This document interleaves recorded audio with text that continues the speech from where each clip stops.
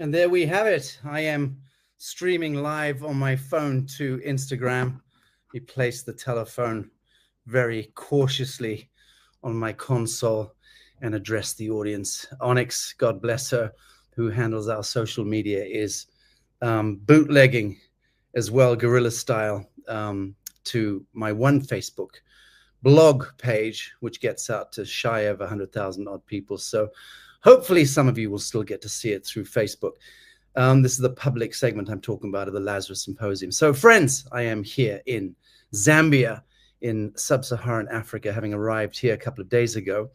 And I'm going to give you a little outline of today's Lazarus Symposium. I am fiercely jet-lagged right now. I don't mind confessing. So I'm so grateful that producer Christy ensured that we pre-recorded most of the segments, or in fact all of the segments of this Lazarus Symposium this month. And next month, I think I'll be able to anchor the front end of the symposium, at least the first couple of hours. But for now, it's late night here in Zambia. And just to let you know, I'll be on the ground in Africa for about three and a half weeks, something like that, moving from Zambia to the Kingdom of Barotseland. On Tuesday, we head there. That's Western Province of Zambia. And doing our New Earth scouting, which many of you are aware of. Then we're heading up to Malawi and taking a boat to Lake Likoma, which is also another stronghold for the New Earth micronation group of satellites that we're seeding in Africa. And I'll take a boat to Lake Likoma and hopefully do some live broadcasting from there. When I say live broadcasting, I mean, I'm limited now to broadcasting to Facebook and then sending links through to Onyx, who can share them to the Facebook blog page. But my official Sacha Stone Facebook has been taken down. But I understand from Christy that we've got a pretty healthy YouTube outreach now, and I believe also on X. Is that correct, Christy? I've got more or less got that right. So I think we're getting out to more people than I thought we were when I made a forlorn, somewhat plaintive message this morning, sitting under a tree outside the hotel here, imagining that I'd lost contact with our entire universe through social media, and we're only going to be able to broadcast to our own community through the Lazarus platform. But it looks as though we're still able to use some guerrilla tactics. So we'll be doing the best we can in the coming weeks and see if we get back online. In any event, let me just say, after Malawi, Lake Likoma, we'll be heading to Botswana, and we'll be going through Zimbabwe, and I'll be heading back to Harare in Zimbabwe, where I did my schooling and spent many years of my misspent youth dodging bullets in the war for independence there when it was Rhodesia. And shortly after it became Zimbabwe, I was in South Africa for a couple of years, finishing education before being dispatched to Europe, my refugee years, for about 9 years as a stateless white African. Well, that was a long time ago. And for me, it's come full circle, this whole kind of African saga, revisiting the marrow in my bones and coursing through my blood, and understanding now as I am the journey of my own life, and how it's come full circle, and what it was that I was called to do in the Western world, in the Northern Hemisphere, for all these years. And I'm not talking about, rock and roll stuff in my 20s. I'm not talking about that. I'm talking about really since 1999, 2000, 2001, when I set up a Humanidad foundation, began my my own brand of citizen diplomacy, running around meeting with world leaders and religious leaders and political leaders and cultural leaders, and trying to understand what the proverbial fuck was behind the mutant source code of our civilizational model, which is war and disease and poverty, entropy, the trial of separation, the stuff that then fueled my own inquiry in life, and many years with Humanitat Foundation launching initiatives and trying to hack away at that status quo in so many different ways for so many years with so many amazing humans leaning in and helping the work that I was doing over the years, thousands of good people, and that leading to the New Earth Project, which was birthed in 2013. So I kind of lay down my, I jokingly say my Jesuit mantle, but then of course that's going to be picked up by motherfuckers out there who love to accuse me of being a Vatican agent and hate on me. But what I mean by that is I used to do my work, my diplomacy work, and my orchestration of stuff. I used to do it very much behind the curtain, and I had a very unique fear of public speaking. It was the last possible thing I was ever going to do with my life, was to do public speaking.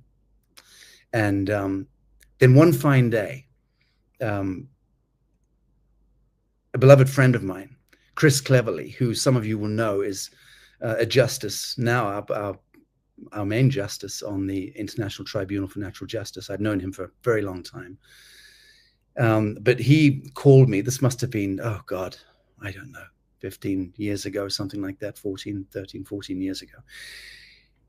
He called me up one day because he was involved with Humanitat Foundation. And then we used to dream together about how we could redeem Africa. He's a largely black, and I'm mostly white, to the best of my cognizance. But we used to dream about Mother Africa and about the unified dream that we had about remedy, bringing remedy to Africa in the course of our lives. Me, because I'm a third-generation white African, but also part of a kind of long-standing imperialist movement that sacked the African continent, and that's connected to, of course, the Vatican and the crimes of the imperial crowns of Europe and the war powers that have rendered the dark continent of Africa and most of the rest of the world, Central and Southeast Asia and Central South America, the developing nations of the world have been laid to waste in the main, in the last few hundred years, courtesy of the Vatican complex and its proxies, which were the crowns of Europe, which then morphed into the war powers that we know today as Washington and the NATO forces, and the kind of globalist agenda, which is essentially now like some fucking behemoth lurched onto land and become the beast of the land, in accordance with the biblical prophecies. And here we are in the end of the year 2025, and we're about to see a seismic shift, of course, in the world. It's happening at every level, geopolitically and socio-economically, and in the lives of every single one of us. We're seeing that same tailspin of chaos, of end of days stuff, But back to my story, Chris Cleverly, my beloved friend, called me up one day and said to me, "Oh, Sacha, I've been invited to do the Lighthouse lecture." It's a very famous lecture at that time, which was held, I think, once a month or something in the City of London at the Lighthouse Theatre. And it was a very prestigious thing. I think Richard Branson had done the month before him, and before very famous and successful people were generally invited to give the Lighthouse lecture once a month. And, 200 or 300 CEOs and chairmen and powerful execs of leading companies and institutions would gather at the Lighthouse Theatre. And it was that kind of Shakespearean type of bowl theatre, amphitheatre style, very small, very cozy, very powerful. And he said, "I want you to attend this with me. And because he was involved with Humanitad. He was, I think, technically a trustee of Humanitad. And I said, sure, I'll come and support you if you're giving the Lighthouse lecture, Chris. That's a fantastic idea. I'll come and sit in the front row and, you know, lend some support. And I turned up at the theater. It's a great story, incidentally. And he said to me, when I got there, I saw him backstage, and he said, oh, please sit close to the stage, you know, and I just want to at some point acknowledge you, Sacha, as the founder of Humanitad, and because I'm going to speak about some of the stuff I'm going to talk about will touch on the work we do together with Humanitad Foundation. So I said, well, that's fine, that's okay. I'll happily, you know, stand up, take a bow or whatever. And son of a bitch, let me tell you what happened. And Chris, if you're watching this, you might remember this. This is how I entered into the public domain, because I turned up at the theater, sat at the front row near the stage, or the podium where he was. He gets up onto the podium. The place is absolutely filled. The theater is filled. The lights go down. It's all blacked out. And he stands up and he speaks for a few minutes. And then he mentions Humanitad, and then he mentions me. And he says, and the founder of Humanitad is Sacha Stone is here, and applause, applause, applause. Sacha, stand up. And I stood up and nervously kind of acknowledged the acknowledgement. And he beckoned me to come up to the podium. I'm like, fuck off. No way am I coming up onto that podium. Nonetheless, he insisted. And what do you do in a situation like that? So I did. I got up onto the podium, and he handed me the microphone. And the next thing, I turned around and he disappeared. He'd gone. And I was standing on the stage holding a microphone in the Lighthouse Theater on my own with a spotlight on me and 200 or 300 heavyweights looking at me. My universe bottomed out at that point. I don't know if you've ever done that before, anyone giving you a keynote speech at a wedding or a funeral or something, but it's terrifying stuff. And in any event, that was the full realization of my greatest fear in life, which was to be exposed in the public and have eyeballs on me. Now, it's one thing having a guitar and being on a stage in a music setting. You can perform. It's a performance. It's a different thing. But when you're having to speak, public speak, and unscripted as well, well, my universe bottomed out. And I confess, I fled the stage. I couldn't say a single word. I put the microphone down on the, whatever you call it, the lectern, and I fled off the stage. And I went to try and find the exit. And it was all blacked out. It was just the one spotlight on the stage. And I went round the back of the seating, this kind of amphitheater bowl seating, along the big black curtains to try and find the exit. And I went all the way around. And I came back to the other side of the stage. I couldn't find the exit, and the spotlight was back on me. And in that moment, I saw the divine comedy and the providence. And I picked up the microphone because I just thought, well, fuck it, I'm here. And I remember sitting down on the stage with the microphone. I just started to talk. I started to talk about the genesis of Humanitad and the work that I was doing. And ended up getting a standing ovation. I think I must have spoken for an hour and 20 minutes. So I think got a standing ovation. And that was how I first got yanked by the universe, as people say nowadays, got yanked into my next octave of expression in life. And at that point, after that, I was never afraid. And then in 2012, I was invited to do the Global Breakthrough Energy Movement Congress in The Hague in Holland with Dr. David Martin, Michael Tellinger, I think Foster Gamble, Catherine, an incredible economist who was just on Tucker Carlson. Anyway, a whole bunch of great and good people. And I chaired that Congress in 2012, really cut my teeth in the public speaking thing. And the following year, 2013, I began my broadcasting, so to speak, and doing shows and slowly getting used to that whole world of just talking to a camera and trying to be as authentic and anchored in the real. 2013, I launched the New Earth Project, and And then 2015 launched the International Tribunal for Natural Justice at Westminster in London. And in 2018, we did the seatings in Westminster for the child trafficking and human trafficking and child sex abuse hearings and financial crimes hearings. And then 2019, the hearings in Indonesia in the weaponization of the biosphere.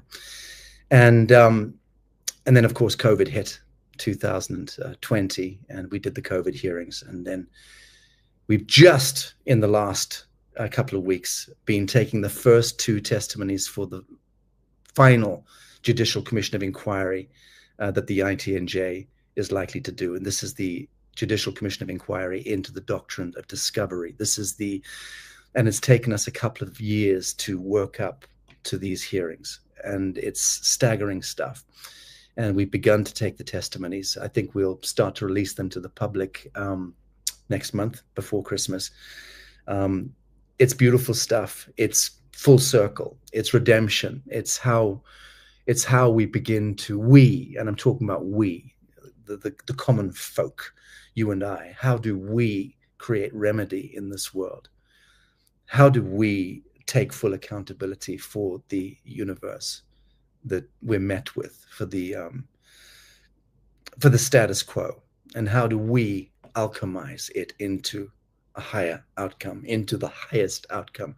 How do we anchor patterns of perfection in this world and begin to manifest, embody, and enact the kingdom of heaven on earth? That is what the Lazarus Symposium is all about. And that's why coming out of COVIDiocy in 2020 into 2021, we launched Lazarus Symposium, a monthly symposium, which we've maintained for the last 5 years. Desperately proud of it, have to say. It's not a huge community, but it's a considerable community. It's many thousands of folk. And you are my universe. You are my sounding board. And the hundreds of incredible thought leaders and scientists and artists and pioneers in consciousness who have come forward on the many, many hundreds of segments and shows that we've done, build up that chorus of inquiry. And I think that we represent the very best of humanity, of what it is to be a human in a Saturnian, satanic, Luciferic, fucked up age, which is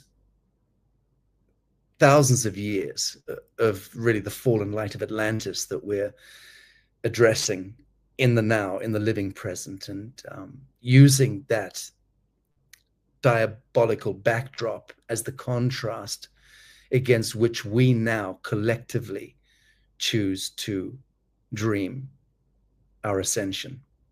So everything is perfect always and always, and the devil always serves God's design. And I think we just have to see that we've arrived at this axiomatic point where it is on you and I to rise like Lazarus from the dead, and again manifest the kingdom of heaven on earth. And that to me is really my unilateral focus with the new earth, with the new earth horizon, with the pioneering work that we're doing now in Africa, establishing and seeding these micronation satellite jurisdictions, which will slowly, steadily be threading together. We're building an economy forward, and we'll be making some, I believe we'll be in a position to make some bold pronouncements, certainly before the end of the first quarter of 2026, by the grace of the living God, as I always put it, because I don't want to speak ahead of myself, but just an acknowledgement and a thank you to the community of the Lazarus Initiative, thousands of you out there who make this feasible and relevant. Otherwise, it would be myself and producer Christy and our small team would be barking into an abyss, which would be a terribly sad state of affairs.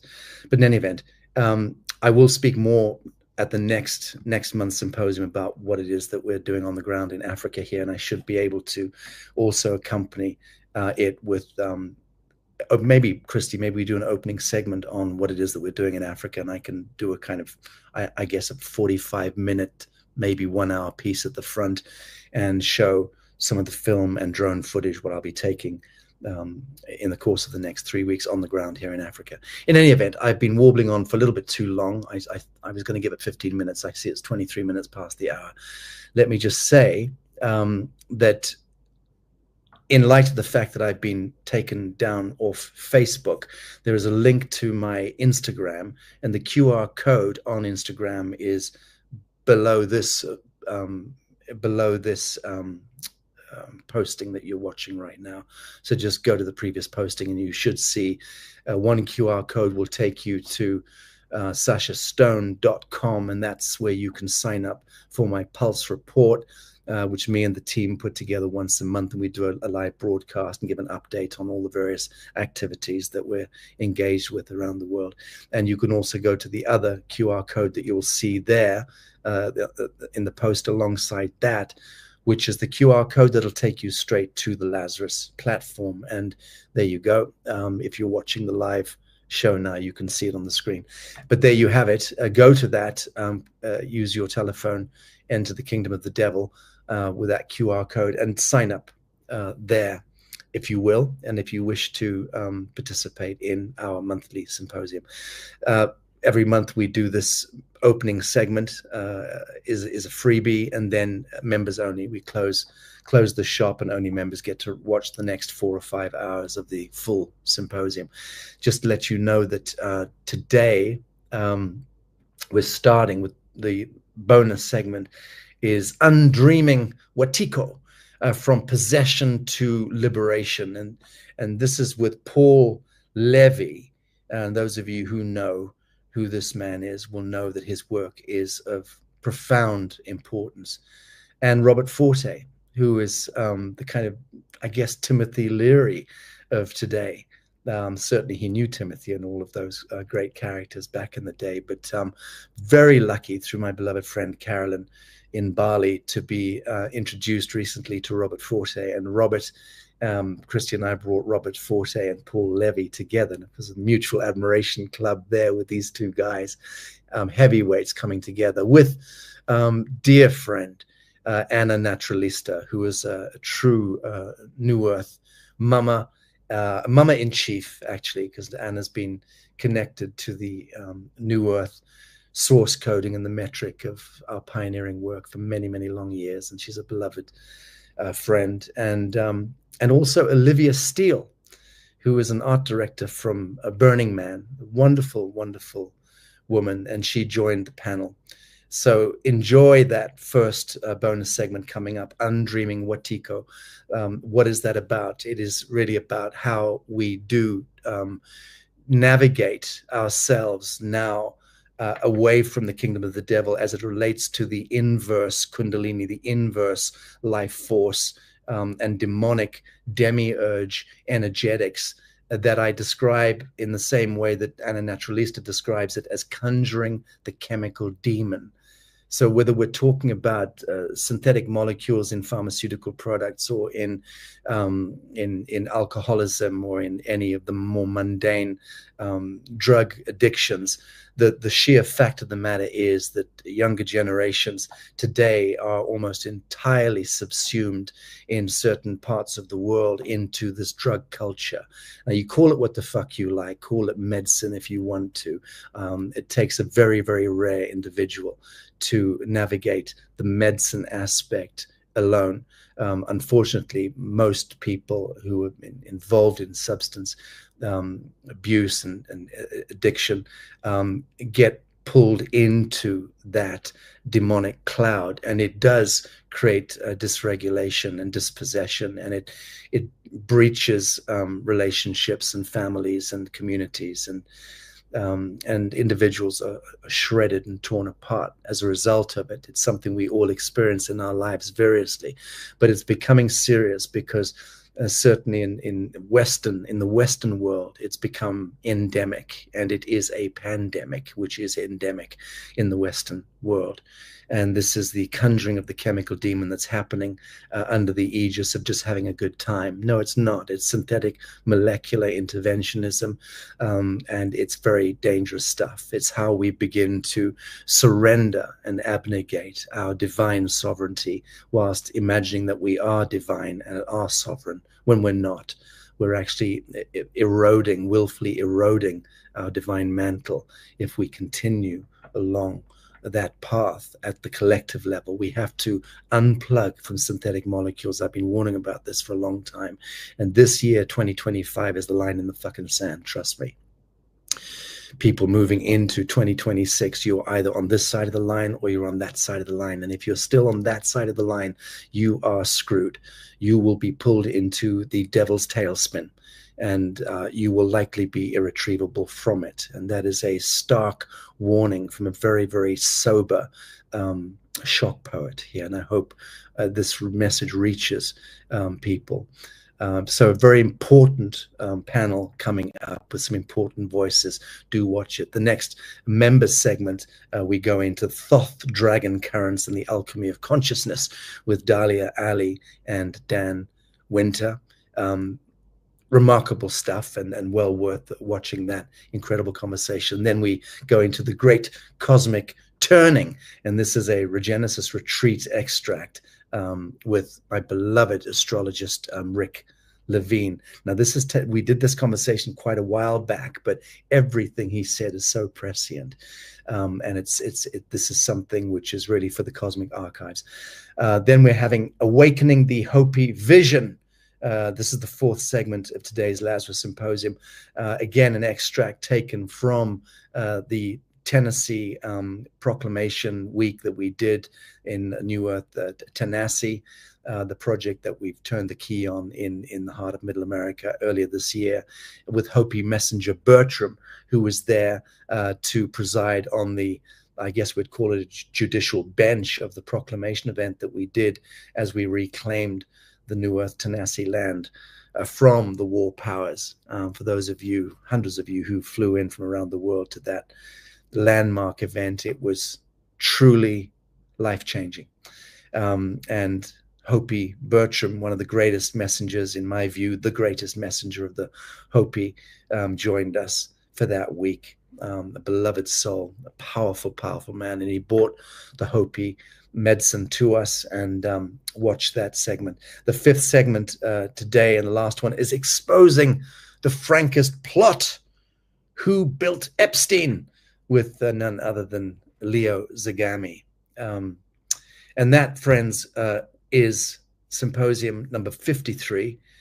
And I think Christy wants to touch on a couple of other items here. So Christy, we can share, because I might want to comment. So let me bring you in here. Boom. How do we do this, Christy? Add to stage. There we go.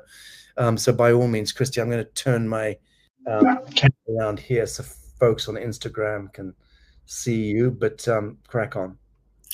Well, yeah, sorry to inundate everybody with all the QR codes, but that is the best way to do it when you're not really sure. You don't want to write down the wrong link or anything like that. So I've also put links in the comments for people as well. But yeah, we just want to make sure people get your correct Instagram and follow you there, since we're having issues with the Facebook. And also, this is the new, excuse me, Lazarus Initiative Instagram that we're really going to start using. So go ahead and share and follow us there.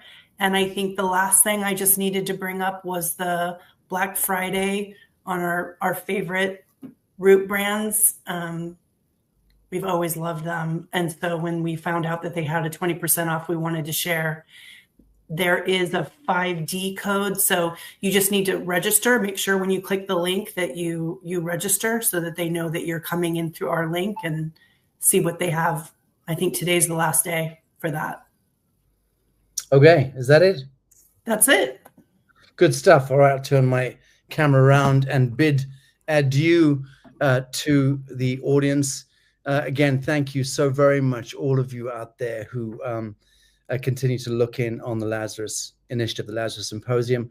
Please spread the word. I'm going to try my hardest to grow the Lazarus community now, so I'm going to be on the hustle to get people to sign up to it. And the reason is because of this continued deplatforming of me, and more egregiously than that, these insidious fake profiles that are popping up 2 to 3 a day, in some cases. It's terrifying. Now, we know this is a military intelligence operation. We've named these motherfuckers. They issue from the British. They're a fringe element in the British, coming from Britain. I might even do a, you know what, Christy, I think, how about next Lazarus Symposium we do an expose on this this particular unit. I'm not afraid of them. They've sent nasty threats to me in the past, really nasty stuff. I mean, nasty stuff. And even naming themselves with their ranks and telling me to back down, shut the fuck up, and park myself quietly to the side. It's not happened. And since last year, the deep fake videos on me coming out and subverting the work I'm doing every single day, I met with dozens of messages from people coming through different platforms, whether it's emails or coming through the contact points at Lazarus or New Earth Horizon or the ITNJ or the World Hereditary Council. People are trying to contact and say, hey, is this you? Is this you? Because I've been hit up and I paid money for something. People are paying subscriptions to platforms that don't exist.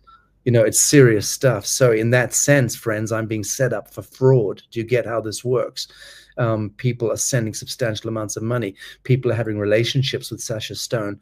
Emphasis women are being hit on and being inveigled into paying for my airline tickets. You know, apparently they're having long-standing relationships with these fake Sacha Stones who are reaching out to them on WhatsApp as well as through their social media contacts, and are then building relations with them and then inviting them to participate in buying gold and silver and all sorts of crap. I don't do that shit. You know, I'm not involved in any of that stuff.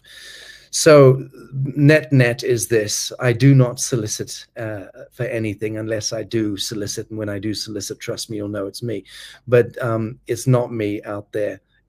These are fake pages. They are legion. We have no means of closing them down. Every time I report them, for some strange reason, the jackheads in Silicon Valley seem to think that the fake profiles have the legitimacy and I don't. So that's the reason why I'm going to be prosecuting for people to come onto our platform and really pushing that out there. So if you can sign up. Yeah, we had a respite for a while. I was just going to say we had a respite, but now it's almost like we're back in COVID times, and I don't see other influencers having the same type of issues. It just seems to be focused on Facebook right now, and that was kind of our safe space, interestingly, for a little bit. And now it's Facebook is just totally turned on us. So Instagram. All right. Okay. Well, thank you, Christy, and thank you to the audience. And I'm now going to collapse. It is 9:30 p.m. here, but for me, I'm long since gone. So I'm bidding you adieu, sending you much love, and look forward to seeing you next month. Bye now. Okay, let's remove.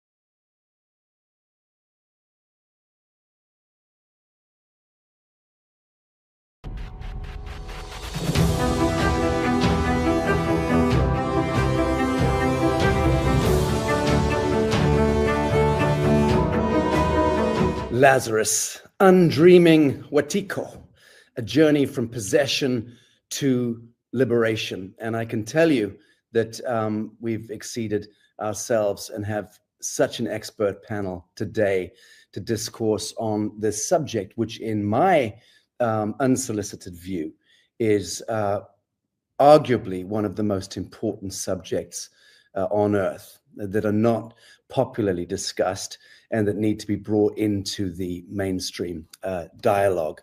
And that is connected to Ahriman, that is connected to the egregore, it's connected to the conjuring of the chemical demon, as my friend Anna Naturalista and one of our panelists speaks to this subject in those terms.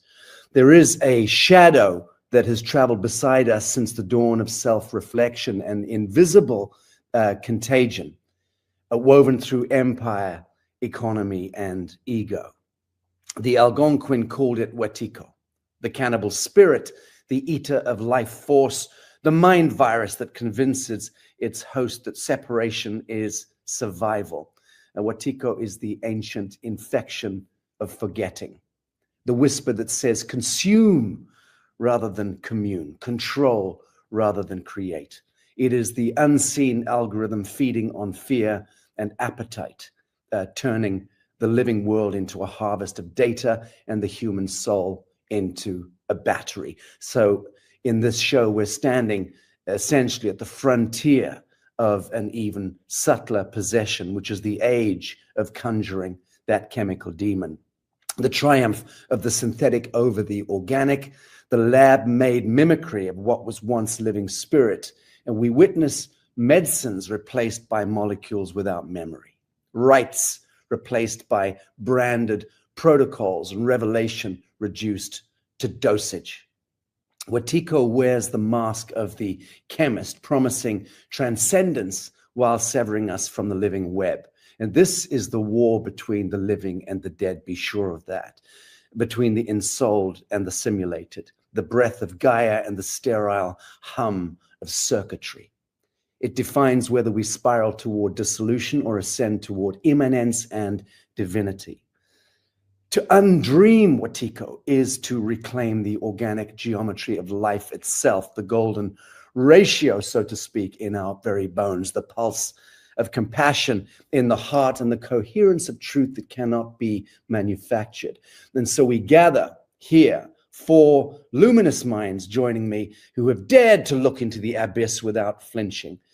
Paul Levy, whose work reveals Wetiko as both diagnosis and medicine. Anna Naturalista, who traces its archetypal lineage through Gnostic and indigenous cosmologies.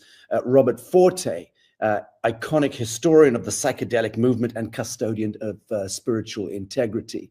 And Olivia Steele, a light artist and seer whose luminous language restores sovereignty through art. And together we're going to explore how this psychic contagion infiltrates our world and how the distinction between the synthetic and the organic marks humanity's path, either back to divinity or deeper into the dream of dissolution. With that, let me bring my friends into the studio. Dr. Paul Levy, very happy to receive you today in Lazarus. Yeah, I'm just so happy to be here with you. Thank you so much. And I just appreciate, all the words you just said. I was like, wow, you're really capturing what my work is about. Thank you. Well, we've learned from the master what to say. So thank you for your attendant genius on the subject. I'd like to also bring in Anna Naturalista, who curiously enough is sitting in a salon not too far from me down the corridor here. And shout out to my beloved Sue Wong for lending me one of her fabulous mansions for my stay in Los Angeles, which has lasted now for about 3 weeks. Anna, good to see you. You'll need to unmute your microphone, but happy to receive you here and look forward to having a coffee with you after the show. We finished the production here because we just got a bump at the door, went straight into the studio, haven't even given you a hug, but thanks for joining us on Lazarus today. My absolute pleasure, and it's an absolute honor to discuss this very important topic with all of you today, and I am so grateful to dive into it with everyone here. So thank you for holding space for us. And thank you, Paul, for driving the work and leading the way. I'm very honored to be guided by your work. Thank you. Indeed, indeed. I'd like to also introduce Robert Forte. Robert made acquaintance with you only a matter of days ago through a mutual but much beloved, long-standing friend. So happy to meet you, and thank you for joining us at short notice. Well, it's my pleasure, Sacha, and I just want to echo Paul's words. I'm really taken by your introduction because as I was thinking today what I might add to this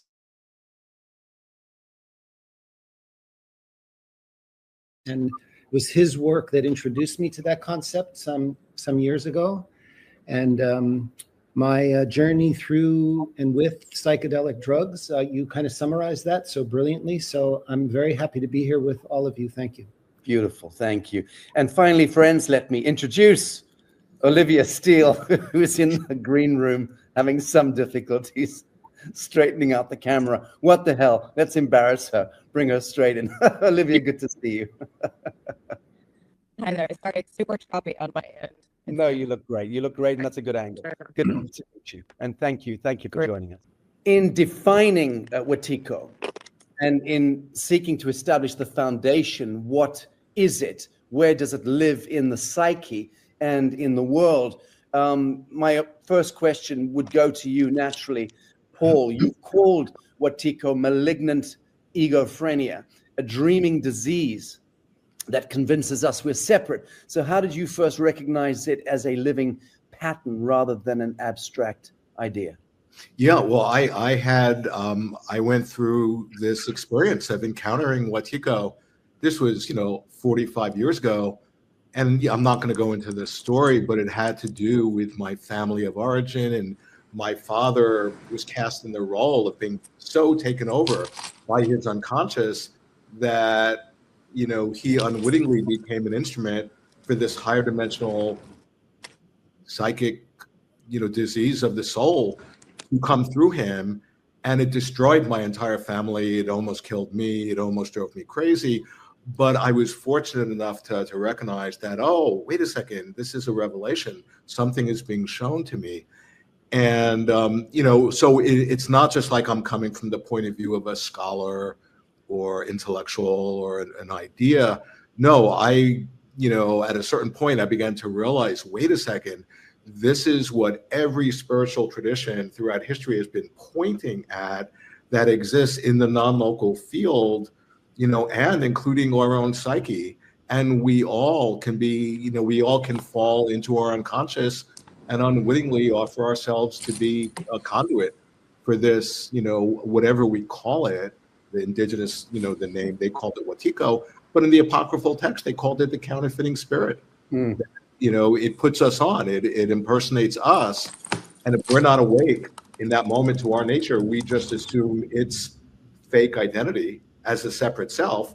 And as soon as we think of ourselves as being separate, being a dream, the dream will offer us all the evidence we need each and every moment to confirm our fabricated identity of existing as a separate self.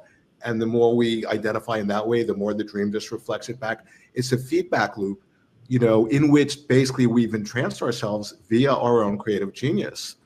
And that's the tragedy of it. But encoded in that process is the solution, is the medicine.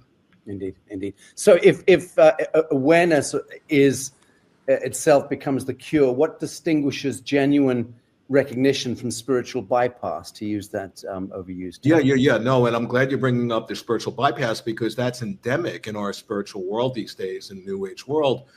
And the idea of having it be real, authentic seeing of Wetiko, because Wetiko, it works through the blind spots of our unconscious. So it's a form of psychic blindness. And that means that the way to heal it is to see it. But you can only see it in the present moment as it's arising in your mind with our complicity. We're actually unwittingly participating in its conjuration. So it's not something out there objective. It's not independent, So that's what is really is the test for, making the differentiation between the spiritual bypass, which could be all these theories and ideas and beliefs, compared to this living experience of being in the moment and really having the experiential insight and seeing, I'm actually colluding with this seeming like evil seeming entity. Yeah. Anna, you connect Wetiko to the Gnostic demiurge and the Kabbalistic Klipot. Do these archetypes describe the same shadow under different names? That's exactly right. No matter what religion or what ancient culture that I looked into and that we study, that there is a name, there is a term, and the Buddhists I believe, Paul, you can tell me if it's correct or not, called it the Dark Rider and the Secret Ghost, or, you know, there are all of these different terms and names for it. And the furthest back that I found the initial switch, the initial flip of the consciousness in a community of a social ceremonial practice that was originally based on the act of service and the act of honoring nature, as all of, again, the ancient civilizations of all time practiced the natural traditions of the eclipses and solstices and worked with the natural rhythms of an all-loving creator God, until something switched in the society of leadership, and the control mechanism came in of this egoic fear of losing control, in which it went from the service of goods, of fruits to the altar, to a sacrificial, a murdering of someone, of a person, of an animal, of being creating some kind of a fear controlling God being, instead of one that was loving. And it immediately shifted the social culture from one that was creative to one that was being controlled by fear and by this demonic entity. If you do this bad thing, we're going to get you. And you see what happened to that guy.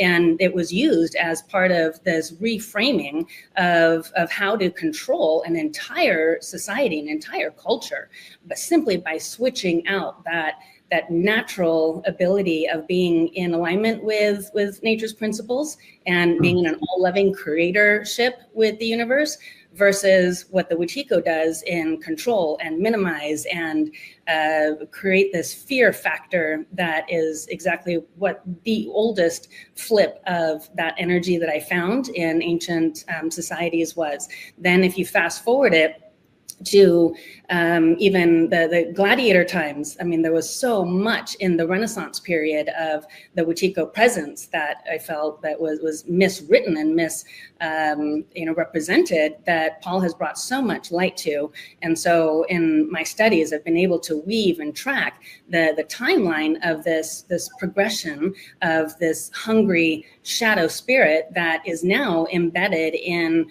modern media, in pharmaceuticals, and many other things. Yet the ancient roots go as far back as we could possibly find. Very good. And how does acknowledging it as an archetype, Wetiko as an archetype, rather than as an enemy, change our ability to heal it? Well, this goes into the belief of innocence. If you reveal it to heal it is one of the things that I say, whether you are healing your physical body or the Wetiko itself, is that you must see it for what it is. The awareness of it itself disempowers it. Once you know it's there, once you know what you're dealing with, then you can shift your perspective and put yourself back in the leadership of what your script is and what you're choosing to give your energy to, and really be able to be in that management and more of the back in your creator spirit and in your driver's seat, rather than being imposed and being controlled by this subconscious entity that is a parasite of the unconscious collective. Very good. And Robert, if I can turn to you, does Wetiko infect science itself, I guess, in underscoring the belief that matter is master of spirit? Well, first let me say that this is my first experience with all of you guys, and I'm just so excited about the resonance and the language that I've used and have been using in my studies. May be a little bit different, but this is a path that I've been on. I want to just tell a little story and answer your question, that I've been on since I was 10 years old, when I was growing up in a little town outside of New York City, Woodcliff Lake, because it was full of woods and lakes and a beautiful remote suburb. And I used to play at this stream, and I had a spontaneous mystical experience there, where it was astonishing. Just I was sitting by the stream, and the stream felt like it was my blood, and the wind that rustled through the trees was my breath. The ground that I was sitting on was my body. I was so astonished by this momentary experience of oneness that it changed my life. And just a short time after that, the stream, something happened to the stream. The stream was instantly polluted by construction that had happened upstream. Mercedes-Benz was beginning to build their Western Hemisphere headquarters and their office buildings. And it changed the sewerage or rerouted something. I went down to the stream, and the fish and the frogs were dead. They were washed up on the shore. And I was horrified by this. I'm 10 or 11 years old. And I told my parents, and we looked into it and found out that it was because the town had voted on this, that it was okay for Mercedes-Benz to build their headquarters there because it was going to lower the taxes in our town. And I'm a little kid, and I'm thinking, what the fuck? What is this strange sickness that some taxes, government, corporations, that somehow justify the killing of our stream? And nobody seemed to care. Well, very few of us that were played in nature all the time. This disconnect from nature and this love of money, I think, is really, as I gather what you're talking about with Wetiko, that's really the kind of the basis of this, the disconnection from nature and the substitution of a false spirituality, false, and eventually that I spent the rest of my life trying to figure out ways that people could regain this connection that I had naturally, and that eventually took me to the psychedelic substances. Wonderful, thank you. Very, very pointed story. And of course, yeah, you've just taken this back to the source code, which is the trial of separation. And the first moment of cogitating that as a youngster is the greatest primal wound of all. So yeah, beautiful story. How can scholarship and reason serve revelation rather than suppress it? Well, that's a tricky one. One of my professors at the University of Chicago, famous philosopher Paul Ricoeur, had a saying in one of his books, Manifestation and Proclamation, and his phrase was, "The seeing founds the saying, and not vice versa." And so that one of my other teachers, the great historian of religion, Mircea Eliade, was also tried to put this forward in the academy, that scholars of religion needed to base their scholarship and their inquiry on the religious experience that has been, kind of absent from the Western intellectual tradition for a very long time. That we lack this experiential basis, and how do we recover it? That's a very important part of this. Indeed, indeed. Okay, unfortunately, Olivia's jumped in and out of the studio multiple times. She must be having difficulties with her connection. Nonetheless, let's move on. In manifestations in the modern world, if we can look through that lens here, identifying Wetiko in our contemporary systems, political, media, in respect to spirituality and technology. Paul, across history, Wetiko has worn many masks. So where do you see its most potent expression today, speaking in terms of government, finance, digital media, medicine, so on and so forth? Yeah, well, I would say the entire body politic is the living revelation of Wetiko. It's so obvious. It's in our face. It's in front of our eyes and behind our eyes. It's all over. It's non-local. There's nowhere where it's not. And, it just brings up this incredible dream I had 2 weeks ago, where in the dream I was in a house and somebody had pushed a button and all this poison gas was coming into the house. So I run out and I see all these sprinklers all over the planet, and it's going to, the horizon in every direction, covering the earth. And the poison gas is coming out all over the place. And I realized, oh my God, it's everywhere. And at that moment, I became lucid, and I began having a lucid dream. And I realized, instead of, I need to just go into like rainbows and unicorns and cotton candy land, no, that my task as a lucid dreamer was, how do I transmute that poison into realization? And then when I woke up, I quickly realized that wasn't just a personal dream. That's the dream of our species, And so the point is when so many people are just overwhelmed by the darkness that's happening in our world, they split, they go numb, they, act out their addictions or whatever. But if you have the inner strength to not just dissociate and to have the recognition that it's a revelation, it can activate your creative spirit, because our spirit, by its very nature, what is our true nature? Our true nature is creative. And when you have the realization of your nature, you embody and express yourself creatively. And what Wetiko does, it taps into your unexpressed creativity and it turns it against you to serve its nefarious agenda. What that's saying is that when we have open eyes and see how this malevolent spirit is playing out, and you are able to stay present with what is touching in you, that can be the catalyst for attaining lucidity and unlocking your creative spirit.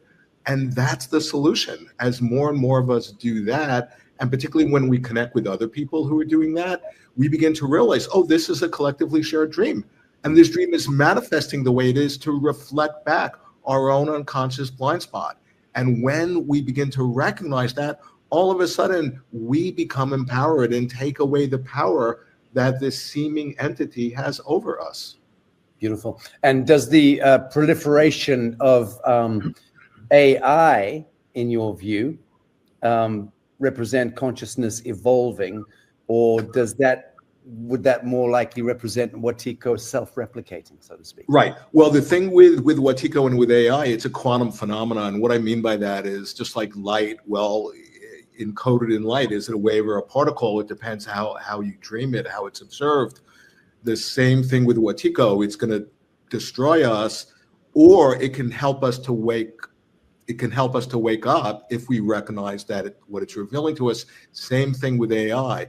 AI can be incredibly beneficial for humanity, but if it gets in the hands of people who aren't fully individuated and aren't coming from an open heart and haven't cultivated awareness, then it's gonna, be an expression of power over others instead of power with others. And it's exactly what you said, Sacha, in your introduction. Then it's like, instead of just a natural world, it becomes a total simulation. Because remember, Wetiko, it's a master. It's the counterfeiting spirit. Yeah. And then, if we're not awake in that moment and we've invested in that reality and we've identified ourselves as the separate self, then we're a goner. And then we're actually participating in our own victimization, and we're creating our own nightmare. No one else is doing that to us. Bravo. We are doing that. Bravo. Whilst we have Olivia back, I'm going to bring you in. Your work, Olivia, transforms words and light into, I guess, alchemical acts. How does art expose or exorcise Wetiko? Is really my essential question to you as the perennial art director and somebody who's been very connected to the that big aggregate of this kind of fuckery, the Burning Man scenario. Love or hate it, and there's a lot to love about it. And there's also a lot to be very, very cautious of. And that's really where how your voice reached me. But yeah, speak to this. Well, first of all, I think words are spells, and words are so powerful. And my work, obviously, it uses words and light in combination to bring certain truths to light and to bring awareness. And that's what a lot of these signs, these road signs and my neons are about, is about bringing awareness. And they are also my tools for making it make sense. And what I experienced at Burning Man last year, a quick recap of that was a psychic attack. And in my 15 years of going to Burning Man and working and doing every level of everything you can imagine, I never experienced such a distortion and such a debilitating experience where I feel like, my energetic system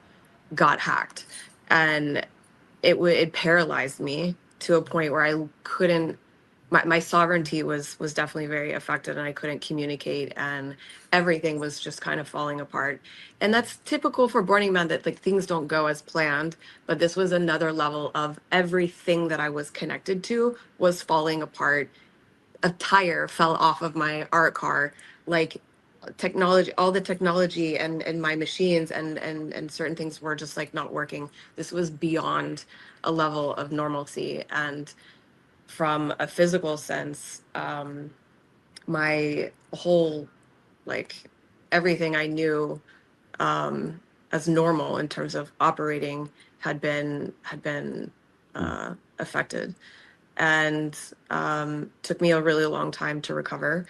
But how does art play a role in that? I mean, I think I was definitely like targeted because I have so much light, and because I bring a lot of light and a lot of love and just a lot to the playa. And Burning Man is one of the most juicy containers from which to extract, or let's say energy harvest, like to harvest energy from. So, you know, you don't steal from the poor, you steal from the rich, you steal from the souls that have the most juice and the most light. And I think I was definitely targeted, along with a lot of artists experienced similar, like something was off. It was beyond a normal, it was beyond the normal kafuckery that you can expect at Burning Man. And it was in many ways a big initiation for me. Brought a lot of awareness to the responsibility you have for your own sovereignty, for your own hygiene, your own energetic hygiene. And now that we are in 5D, the veil is so much thinner. We are not as protected, or we don't have this. We're not kind of cloaked in the delusion. Like things are more to the service, let's say, and we need to be aware of that. And I think it's something that's not really talked about. It's not really aware. People are not really aware of this, and so I think it's really important to bring it to the masses and bring awareness, which thank you so much for doing, but it needs to be more of a dialogue so people are aware of the dangers. I mean, I know there's a lot of resistance. You know, I move in similar circles to you. We have a lot of intersect, in fact. And I am the rarest bird that I know only in one respect in this world, and that is that I've never chewed a magic mushroom or puffed marijuana, not once. So I have less than zero experience in anything whatsoever. Having said that, Anita Pallenberg, the woman who wrote the book on surviving being a junkie, you know, former wife to Keith Richards, was my closest friend until her death a few years ago. And for many years, along with Anita Pallenberg, I watched and walked her through cold turkey and used to stay with her in Chelsea and, you know, look after her and make the tea and keep her warm. You know, I've been very close to that world, and I've seen it up close and personal. Heroin, the very worst in my view, when you get into really some of these really nasty distortion chemical. You know, it seems to me that the molecule, the synthetic molecule, is a very unique catalyst for anchoring to the kingdom of the devil. And that's a very circumspect, very sober, dry perspective. And I love psychedelics, incidentally. I've studied them. I love everything to do with it, mycelium and all the rest of it. But when we get into the synthetic molecules, some of these more egregious ones, that to me seems to be the trigger point, the catalyst for really invoking and unleashing this, to use Paul's expression, malevolent force comes in through that conduit, in my view, from what I've seen.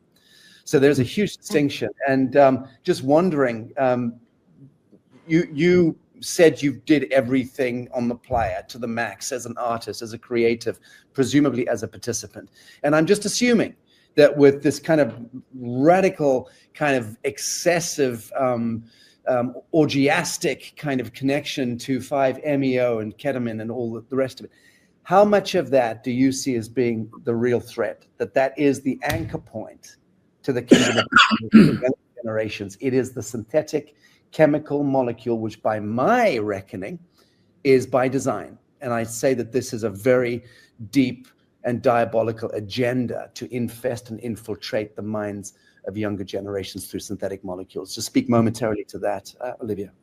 Sure. First, to clear something up, when I say I've done everything on the playa, I meant in terms of operating on the playa. I run a camp. I have 2 art cars. I do like a minimum of 20 installations on the playa. So I meant from an operations point of view, not substances. Of course, I dabble in substances, but not. It's limited in that. But substances open portals. If you don't open a portal, they can't get in. So this is the number one way that they get in. And there being such a we're all connected there. When you have this container, we all start we all start getting on the same frequency, and it's so easy to affect that. But substances definitely open the portals, and that's how they get in. And in terms of synthetic and non-synthetic, I don't have enough experience to know the the difference, but if they're gonna latch on and if they're gonna get in, this is maybe Robert, can you speak momentarily to that distinction between the synthetic and the organic? Okay, I have to say first that one of the problems I have with podcasts is that in like this situation, there are so many things to go into that really take a lot of patience and a long time to discuss and understand. And I really have 40 years studying not only the substances, synthetic and natural, through working with people, through the literature, my own experience. There's so much material here. So I'm going to just see if I can condense this a little bit. I want to say that, just last night, I'm writing a screenplay about Timothy Leary, who was someone I knew very well and I'd already published a book about. And I came to the part in his Harvard days when first they began their project using psilocybin and mescaline, natural products, synthesized versions of natural products. But then somebody came in, Aldous Huxley's associate, Michael Hollingshead, came in and brought LSD in. And Tim's first LSD experience was so debilitating and made him crazy that they warned everybody to stay away from this. And so this was something I was wanting to bring out. Paul, I noticed you had you looked askance because Tim's life was very complicated. Okay. So let's say that yes, I'm generally agreeing that there is a very big difference between these synthetic and natural, but it's also true, I have to say, that there are sometimes the synthetic chemicals can also work to have a very profound insight into these dimensions that we're talking, these healing dimensions. Yeah. And let me see, I lost my train here for a second. That, when you're talking about heroin, for example, I had heroin one time, and the man I was working with, the teacher, made me promise that I would never ask for it, I would never take it again. And I had an experience with heroin that was one of the most important experiences of my life, where it gave me like a 45-minute experience of life without pain, a oneness experience, a profound mystical experience. And I will never go for it again. But I just wanted to put that out there. I also wanted to raise this question, maybe in clarification about this concept of wetiko. And, it's what philosophers would call the ontological question. And you guys are speaking about it as if you use the word entity, or, it's a portal for something to come in. And my own intellectual and philosophical position, trained in Buddhist philosophy, mostly in practice, that it's more and correct me if I'm wrong, if we're talking about the same thing, that I think of wetiko, as I was reading about it last night, as what the Buddhists would call advidya, which means not seeing. It means ignorance. It means not really seeing the true nature of reality. And so you get lost, you're divorced from the truth, and you become kind of afraid and get captured by delusion, but it's not so much an entity as it is more a deficiency and a psychic process that we've become infected by. Paul, by all means. Address that, because at least, I try to always say a seeming entity.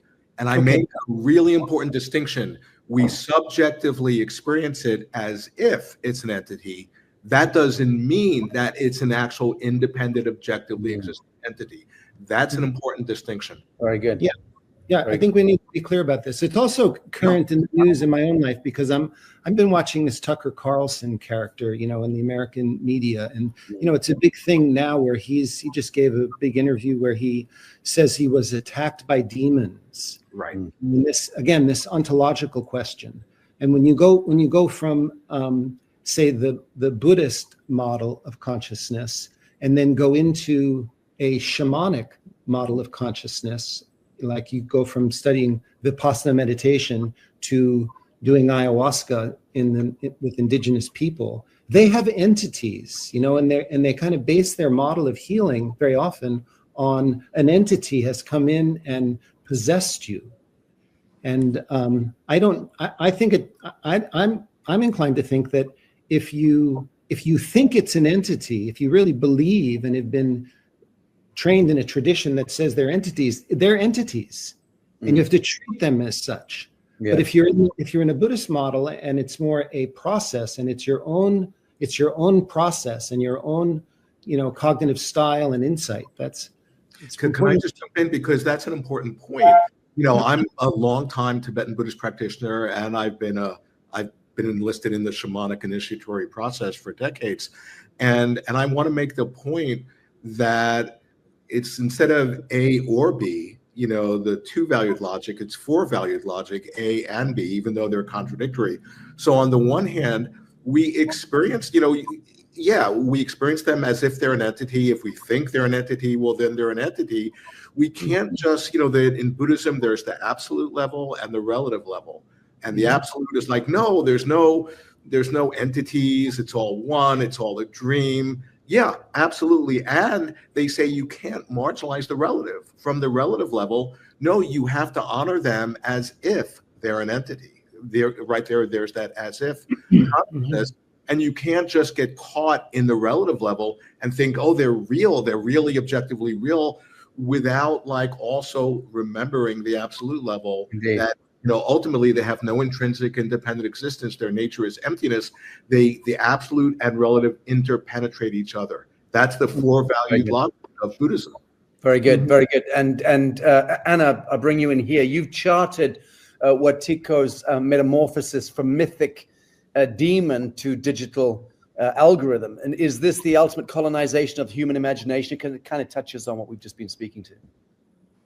Yes, well, there are a few little stories I want to weave into this that will help it to make sense from my personal experience and also from a public media perspective. So I'll start with my personal experience so you can understand how and why I'm actually hypersensitive to this, because one of the reasons that I'm known as one of the most accurate psychics in the world, their words, not mine, other people tell me that, is because I was born with abilities to see through multi-dimensional bodies. And when I was about 4, maybe 5 years old, I realized that other people didn't see what I was seeing when my father's friend came over at early in the morning, completely disheveled, and asking my dad for his help and trying to make up an excuse and telling this obnoxious lie because he had lost his keys and he was trying to get home to his wife and he had been out all night, obviously, and making up as he was telling more and more of this lie, of this distorted truth,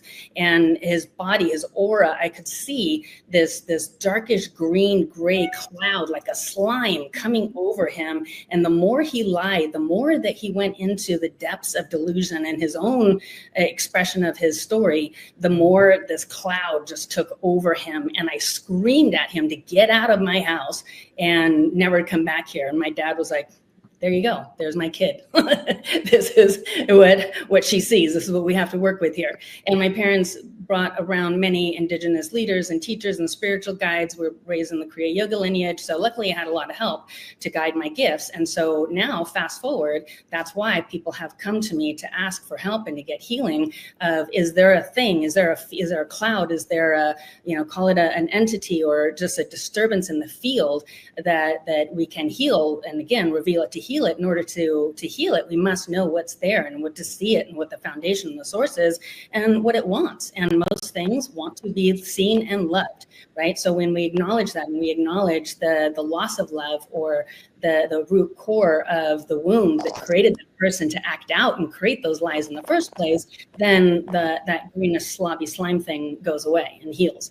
Now, that moves into a movie. It was a Batman movie that's been plugged. It's been pulled from online. You can barely even find it anywhere. It was the one Batman that Jim Carrey played in as the Enigma. Did anyone see that one with where he was the Enigma? That like had the green suit with the question marks all over it. Mm. Oh. Yeah.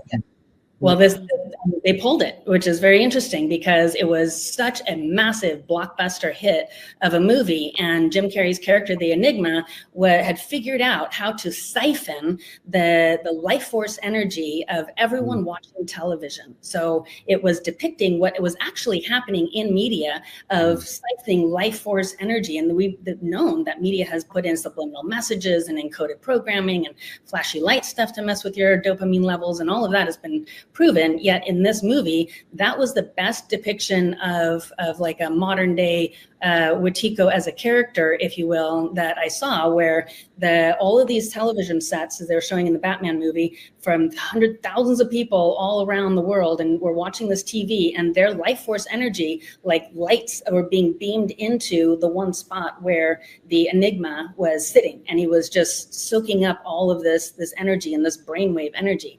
Paul, if you haven't seen that, I'd be curious to your. Oh my God, I'm like dying to see it. Yeah, I think we can find the clip and put it in here because it is so poignant and on point to what we're describing here.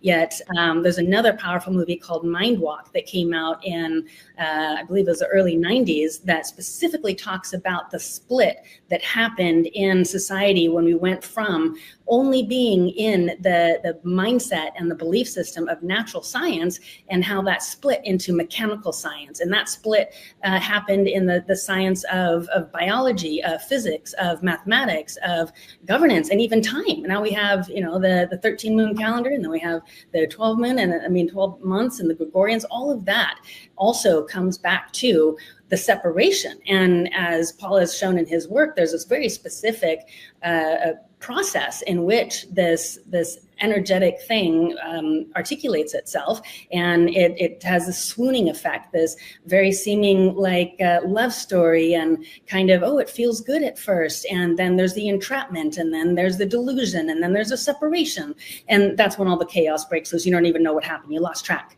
and before you know it, boom, you've been Wetiko, right? It's like, it's part of its track. It's how it operates in multiple different ways. Now, you mentioned the encapsulation of a pharmaceutical drug. Well, that is mechanical science. That's not natural science. That's not a raw mushroom. That's a ground up chemical that's been, through whatever mechanical manipulation, changed the molecules in a certain way to create the effect that it wants. It's in that stage that also I've seen pharmaceutical reports that have written in there an energetic frequency that is put in there. Just like you can put right frequency to heal the body, you can also put other frequencies. It's all about isotope frequencies. That's indeed, you're absolutely right. It is frequency wars, alpha, omega. That is exactly. It's embedded frequency. Yeah, indeed. Well, thank you for raising that point, and also for driving this toward pharmacopoeia, because that's my next question here for Robert. I mean, Robert's warned of psychedelic corporatism. I think that's the direct quote. Are we now witnessing the spiritualization of capitalism or the capitalization of spirit? Yes, I think that's a good way to put it.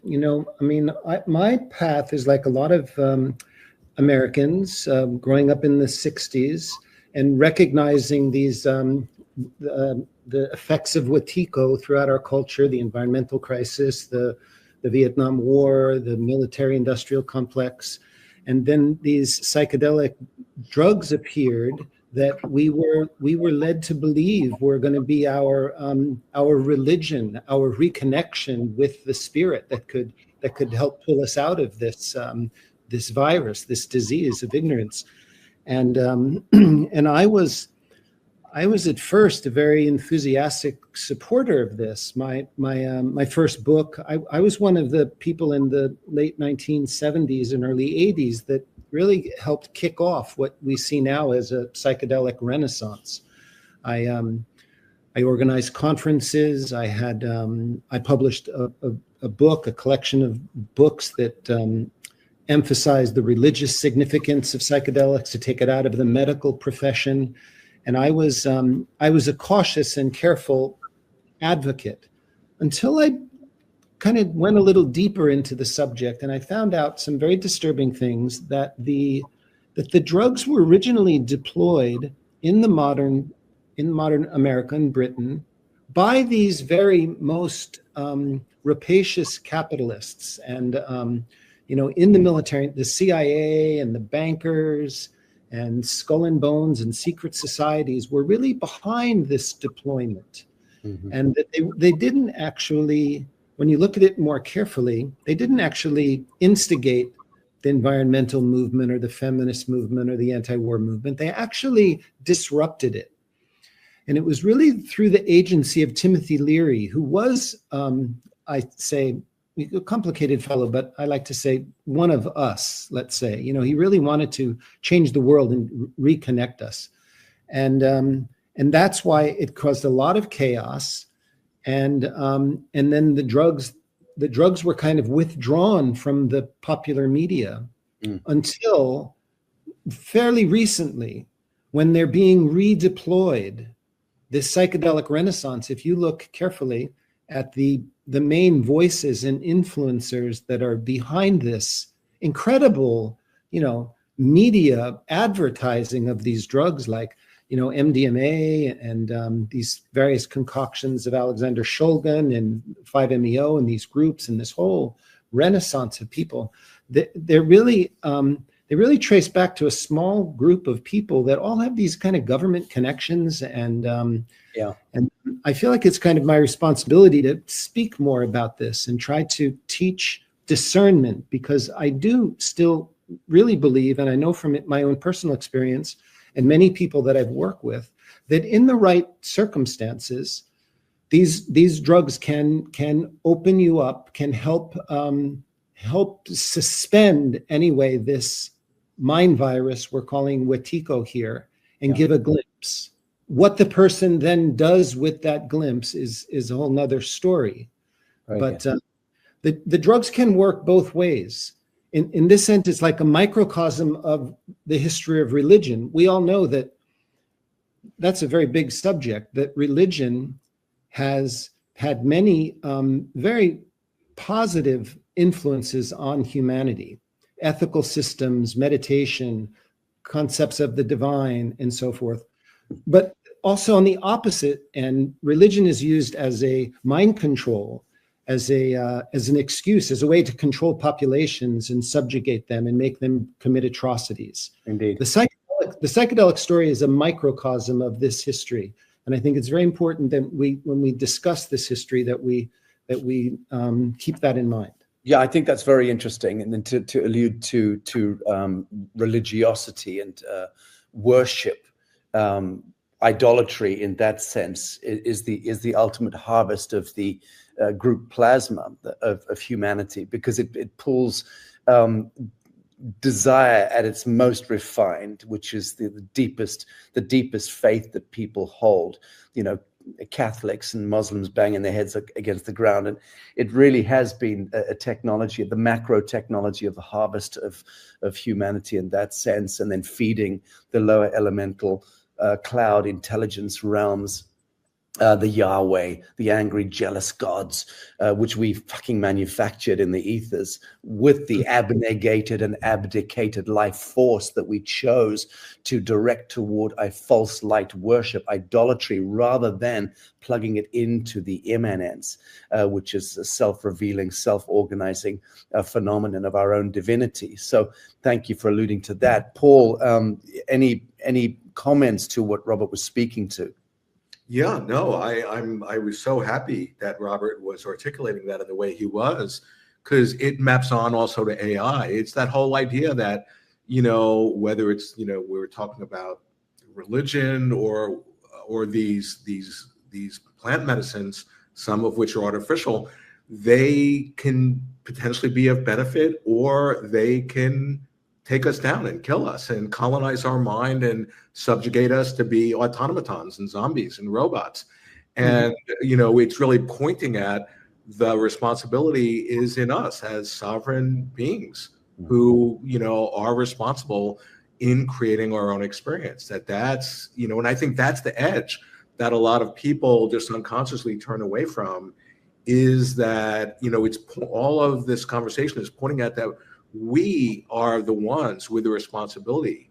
We're talking about, we're creative beings. Yeah, we are literally moment by moment creating our experience of ourselves and of the world via the way we interpret it and place meaning on it. There's no one else who's doing that, but there is such a propensity to project out and blame somebody else or blame whoever, That is such an important point that you're making right there, Paul. And Timothy Leary has been on my mind. This is exactly what he wanted to shift in the culture.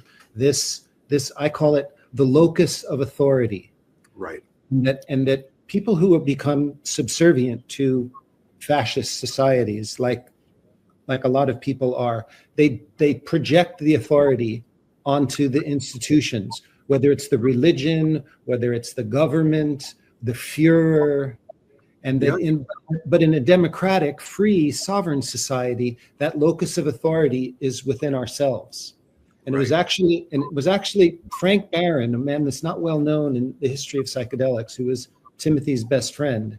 This is what he realized, that it was when he had his first mushroom experience, he thought this would be the key to unlock, to return the locus of authority to each individual that took it, that they would understand this profound mystery. And what you just said, that the reality that we perceive is a function of our consciousness and our creativity, and that we need to be conscious of. And that's why in my work, I again and again circle back to seeing the dream like nature, because instead of outsourcing our authority, no, we are the author. We're creating our own experience. We are the dreamer of the dream, and that's an incredibly empowering. Very good, Olivia. I want to bring you in here. You've lived within utopian collectives like Burning Man, as we mentioned earlier. Outside of that synthetic kind of hook, which can act, as we mentioned, as a catalyst, a negative catalyst. How do these creative gatherings otherwise slide from communion into psychic predation? What are the other factors in tribe, in community, that create that kind of circular enabling environment of moving into group delusion, so to speak, group shadow and all the rest of it? Just speak to that subject, because I don't think it's all to do with the chemical issues. There are other issues in the morphogenetic field. Speak to that. Sure. I mean, I think it's very present in, the collective fields, whether it is a festival, whether it is a concert, a ceremony, like a plant medicine ceremony. Anytime that you have this collective field together, which is, becomes very porous, and anytime altered states are involved, alcohol is one of them. It's not just it's not just chemical substances. The spirits are very prevalent in alcohol, and when people get drunk, they change. Another person comes out. So if there is no awareness and energetic hygiene, let's say, we become a lot more susceptible to being affected by these energies, whether they are internal or external. It's all a matter of perception. Yeah, I mean, it's especially prevalent in these gatherings because there's so much light involved, and we're all gathering for, to experience joy and pleasure and all those things. But So, I mean, isn't that the issue? Isn't that the issue? It's like ostensibly people are gathering for that into a kind of 0 point space of kind of communion and neutrality and free exchange and so on and so forth. But is it really that, or are they other? And this is a serious question. I've studied Burning Man. I've got so many of my closest friends are radical burners. I was 25 years ago, meeting with burners at that time. I've seen the evolution from the outside. I've been invited to come, been invited to speak. I've not felt the pull.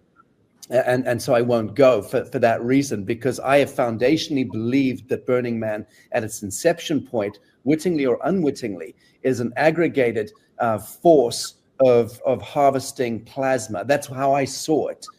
And in the same way that I would speak about Manhattan as a goddamn fucking battery for battery hens, and humans are the chickens. The same way that cathedrals are these kind of, dielectric and paramagnetic, induction and capacitance technologies that have been hijacked by the godless church and religiosity. So that's ancient Tatari, that whole story. I mean, I lecture at great length on the subject, and I tour on the subject, speaking just about energetic harvesting as it relates to this misinformation, disinformation that our psycho-cultural, psycho-civilizational fuckery today has almost zero connection to what was going on 150 years ago on the planet. Genetically speaking, and in terms of what electric architecture, in terms of the ley lines, the real understanding of energetic harvesting going back for millennia with these archonic and Babylonian priesthood elements and forces, they've always run amok in the field. Do you feel foundationally that Burning Man was intentionalized by certain forces at the outset to be something of negative consequence to the younger generations? That's kind of a yes or no. I'm very interested in your take on that. That is such a hard question, because there is so much light there, but its inception versus the reality of it now, there's been so much change that's happened. Obviously, it's grown from 100 people to 90,000. I mean, it's hard to say that it was at its inception compromised. I think that now it is compromised because there's a lot of unintended consequences of all the alchemy out there, and it's just gotten out of control that you can't possibly.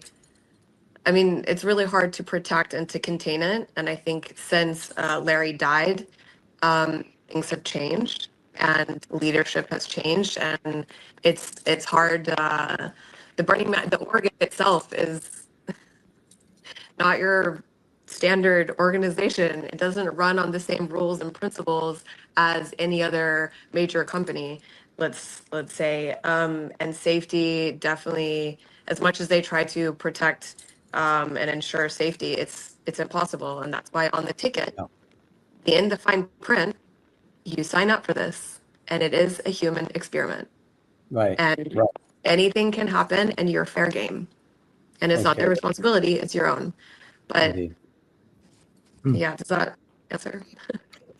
Paul, or did you want to comment to this? Yeah. I have something to say, because, to me, it's sort of like an iteration of the deeper fractal of like what's happening in the world. Totally. And the idea of, are there actual specific individuals who are like bad guys who are like engineering to like, enslave all of us and colonize our minds? Well, that might be possible, but in a way I'm more interested in, even if you took out those people who are in the positions of power, who are these like evil seeming people, that wouldn't make any difference, because it's the deeper archetype that's informing and giving shape to what's playing out in the third dimension of space and time. And I think the same thing with Burning Man, that, maybe it was by design or engineered, or maybe this is just a deeper, higher dimensional archetypal pattern that's revealing itself through the interplay of what's happening in our dimension.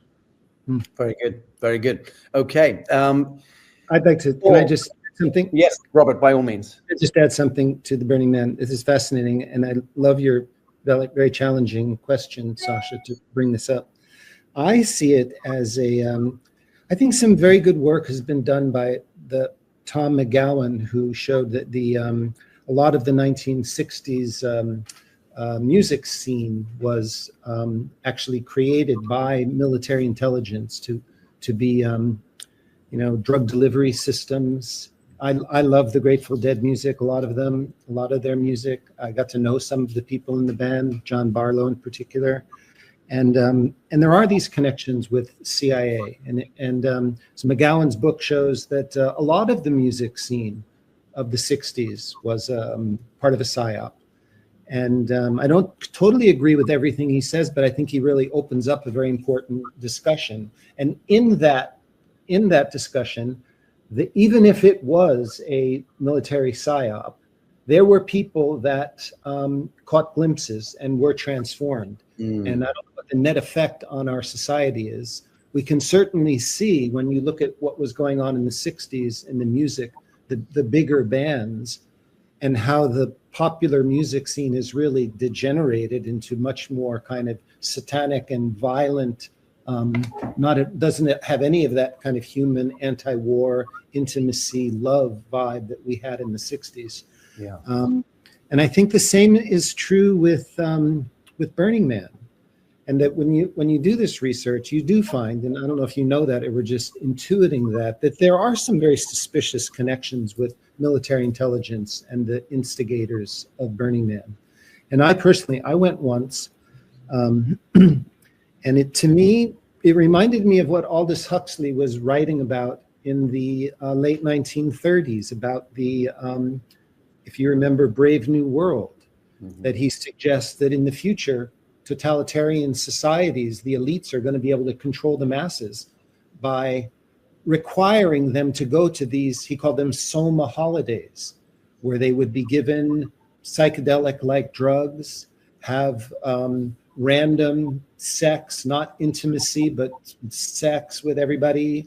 And then they would come back to their, little tiny apartments and their jobs, and it's what Herbert Marcuse gave this wonderful name of repressive desublimation, that you get to express all these frustrated energies in these containments, in these containers, and that it would eliminate the revolutionary tension that was necessary to really transform society. So that's how I'm seeing Burning Man, and that and John Barlow, even, who was a really interesting character, who was very involved in Burning Man, who was very honest in some ways, but very sneaky in others, who admitted to me that he'd been an employee of the CIA for over 3 decades.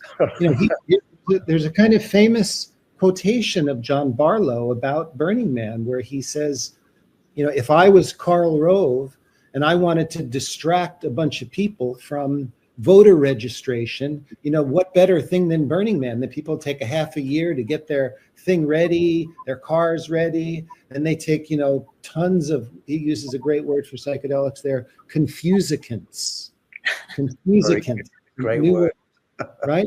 Confusicants.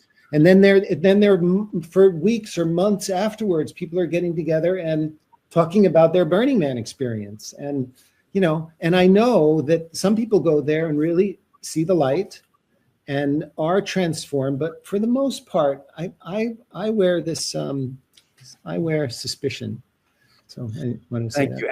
Anna, you describe ketamine as Wetiko incarnate. So what makes synthetics uniquely vulnerable to this possession as you see it? This goes back to frequency. As we know, everything in creation is frequency at different vibrations. And so in our example that we've been mentioning about mushrooms, that psilocybin carries a very harmonic frequency for a very specific type of journey and healing, and has been known in microdoses to help restore the nervous system and spinal cord. And the ketamine and the frequency that has been embedded in ketamine while it's being mechanically processed is also a very specific encoded frequency. And so that's the difference of is what what spirit, as Olivia said, are you choosing here, right? And this is a sovereign choice. You are, making the decision to go on that journey. And the times that I've had now, over at least 30 people in the last 5 years come to me for healing because of either their spouse or their partner was overtaken by this ketamine beingness, or an entity possessed them, or whatever it was, or they themselves were suicidal and needed severe help and healing to get back to their sovereign centeredness and realize that they themselves were at the core of this delusion in the first place, and thinking that something outside of them would make them closer to God or closer to the light. And this goes back to spiritual bypassing, where Swami Sri Yukteswar said in The Holy Science, a book from the Kriya Yoga lineage, that we should only consider going into plant medicine experiences once we've learned through meditation how to tap into our own DMT first. Then we can go into other ways of cultivating the DMT with plant medicine relationships. And once you have that sovereignty of your own spirit, and you have that, and you know what that is, and then you can explore deeper and further. But anything before that is what he determined as spiritual bypassing. So now that we have that rampant is what I feel is the big and that's where the great lie becomes, incarnate in each of us, and we take the left fork in the road. Robert, from your vantage, can synthetic psychedelics? I know we danced around the subject in the last hour. But to really land this for the audience, from your vantage, can synthetic psychedelics ever hold the same moral or spiritual gravitas as organic sacraments?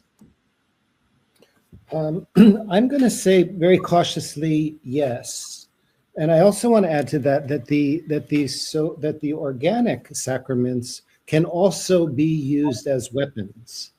And that it really is, I like to put the responsibility on the individual and the context that they're being used in and who is administering them.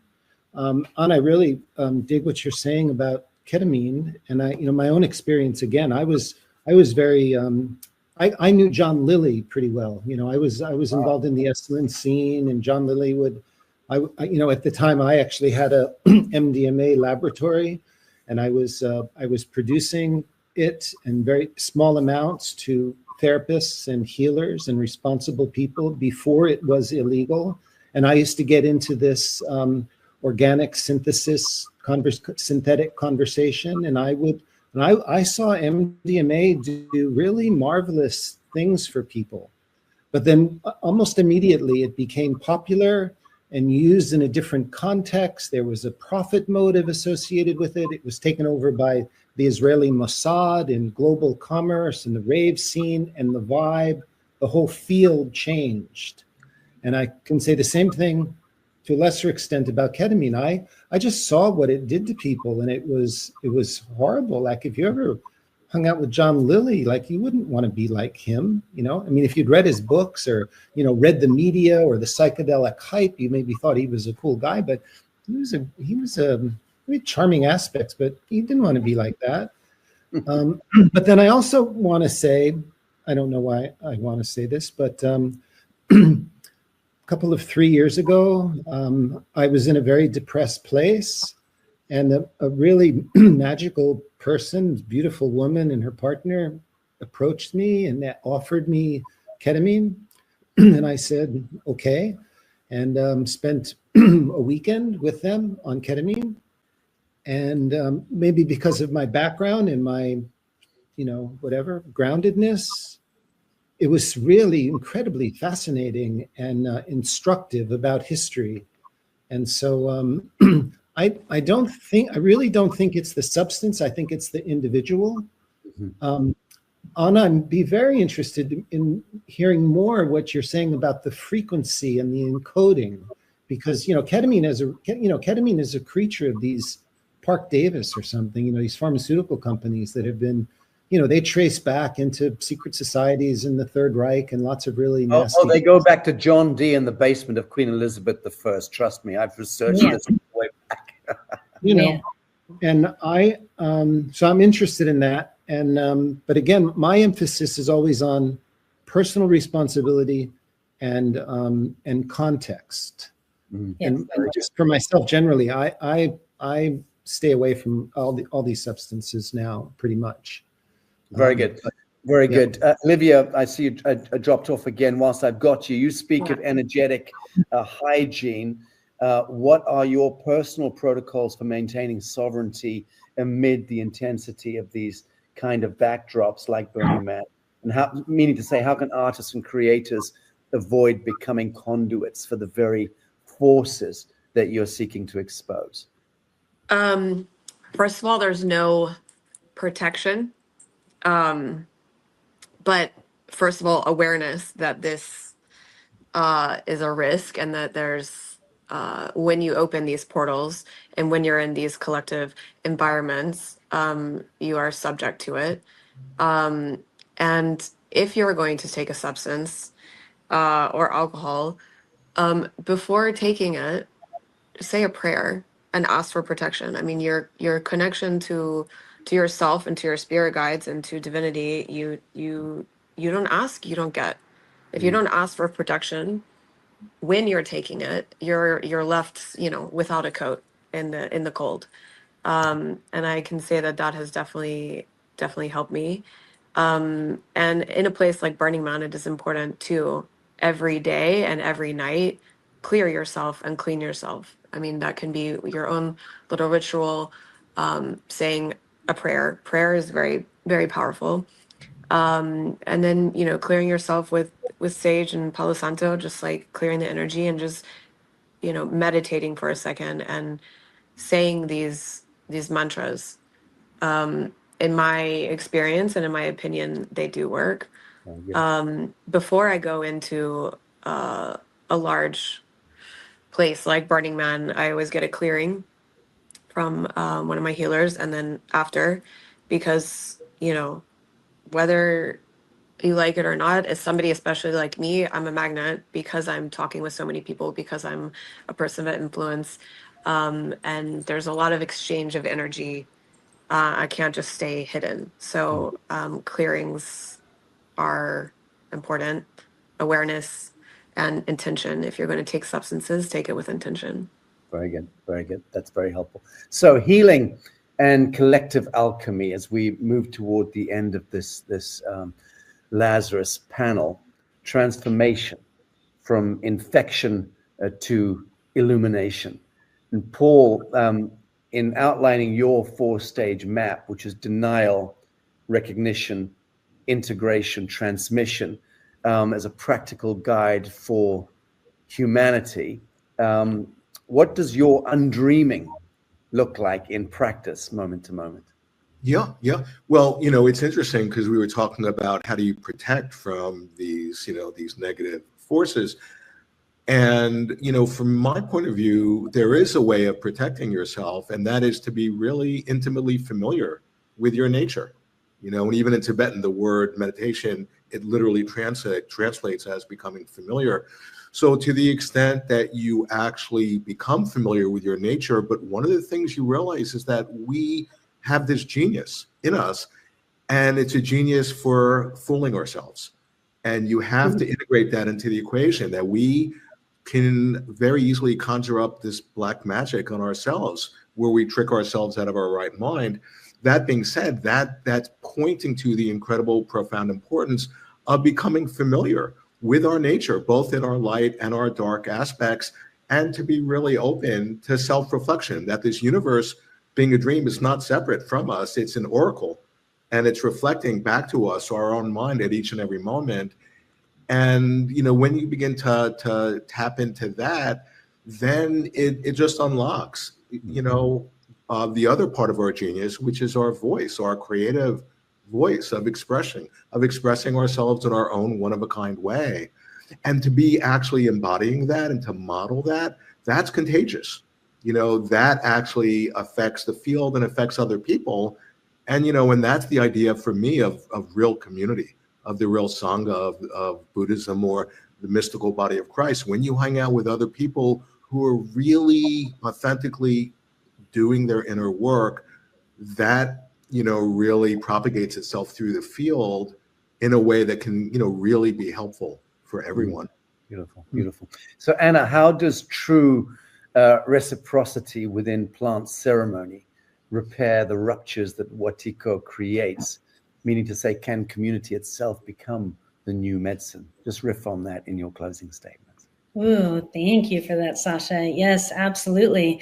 Well, that brings us back to the original principles of our relations with nature. I just posted an article about bringing Mother Nature into the boardroom. There's opportunity for us every single moment, even in our awareness of our breath and awareness of our environment. The more that we can really focus on the natural science that is our own biology, the more that we can honor the sacred practices of really restoring our own sovereignty and our own centeredness, as both Paul and Robert and even Olivia we've all been talking about, is really staying in that knowingness that we came here as creators, and any time that we feel that imposed energy or something pulling us from our center, then it's time to check in and really bring yourself back, because whether it be an energy of someone else's assumption or whatever story about you that pulls you off track, or a substance that pulls you out of your energy, both cases mean the same thing. It's coming back to your centeredness so that you can really be in your own self-leadership and have some sovereign discernment. And in that's where you really cultivate other like-minded people that also want that same harmonious relationship with the earth and with ourselves. And that's the ultimate goal. That's why you're creating community. That's why I'm helping to build communities around the world. And that's what we came here for. So ultimately, this delusion will be healing in itself to bring us back to the centeredness of what we truly want, which is happiness and love. So very good. Like attracts like. It's all about frequency. Absolutely. And we have a little handbook gift if we wanted to mention that. Carry on. As I made a little handbook that's based off of Paul's work and other of my research over the decades, that is about awareness, activism, and what you can do to really actualize yourself in that sovereign authority. And also, if you feel any imposed of Wetiko type energy that we've been talking about, then there's a way of self-healing in that guidebook as well. Very good. Thank you. Producer Chris, you can pass that on to our networks. Thank you. Robert, your closing transmission. Well, first of all, I want to thank you for inviting me to take part in this panel, this my new Sangha. You've said a lot of things that really resonate deeply with me. And I've traveled on this path for a long time and taken part in a lot of different traditions. And in these years, I've really returned to the very basic teachings of the Buddha in the in Theravada Buddhist teachings, which is very simply the Four Noble Truths.